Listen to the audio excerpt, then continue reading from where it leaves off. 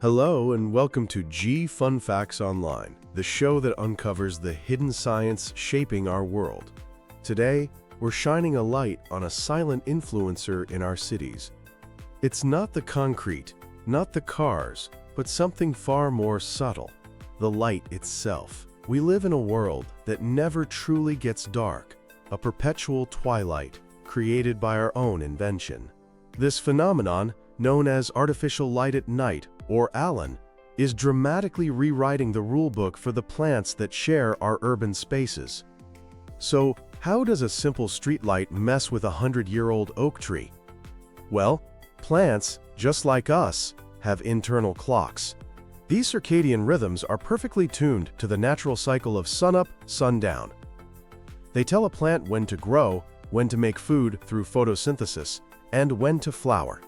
ALAN throws a wrench in this ancient machinery.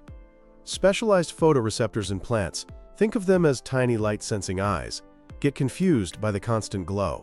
They send misleading signals, tricking the plant into thinking it's a different time of day, or even a different season entirely. What does this botanical jet lag look like in the real world? One of the most significant effects is something called season creep. A major study revealed that in American cities, artificial light caused trees to sprout their leaves nearly 9 days earlier in the spring. In the fall, those same lights delayed the beautiful change of leaf color by almost a week. This effectively extends the growing season. Now, a longer growing season might sound like a good thing, right? But it's a trap. An early spring bloom can leave new leaves vulnerable to a sudden late frost, which can damage or even kill the new growth. And by staying green longer into the fall, trees aren't prepared for the first harsh winter storms. And this isn't just about the big trees on your street. The impact is widespread.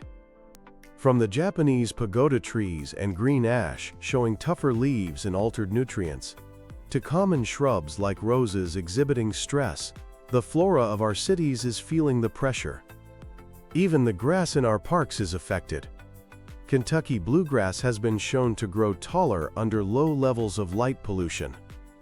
In some cases, this light can even give invasive species like cheatgrass an unfair advantage, changing the entire makeup of urban grasslands. Wildflowers, too, suffer from this altered lighting, leading to shifts in flowering times and a decrease in overall plant diversity. The consequences don't stop with the plants. This creates a ripple effect across the entire urban ecosystem. When flowers bloom at the wrong time, they can miss their window for pollination. This is called a phenological mismatch. Nocturnal pollinators, like many moths, are especially hard hit. They get disoriented by bright city lights, drawn away from the flowers they need to visit. This means less pollination for the plants, leading to fewer seeds and fruits, and less food for the moths, impacting their own survival. This disruption cascades up the food web, upsetting the delicate balance between plants, the insects that eat them, and the animals that eat those insects. But here's the good news. Unlike many other forms of pollution, light pollution is completely and almost instantly reversible, and we're already developing some brilliant solutions. The shift to LED lighting is a game changer. Smart lighting systems with timers and motion sensors can ensure we only use light when and where it's absolutely necessary. We can also use warmer-toned LEDs that emit less of the disruptive blue light. Cities like Tucson and Flagstaff, Arizona, are leading the way with dark sky policies, implementing rules for shielded light fixtures and lower intensities. There are even futuristic concepts being explored, like using bioluminescent plants. Imagine lighting fruits illuminating our parks naturally. Ultimately, it comes down to awareness.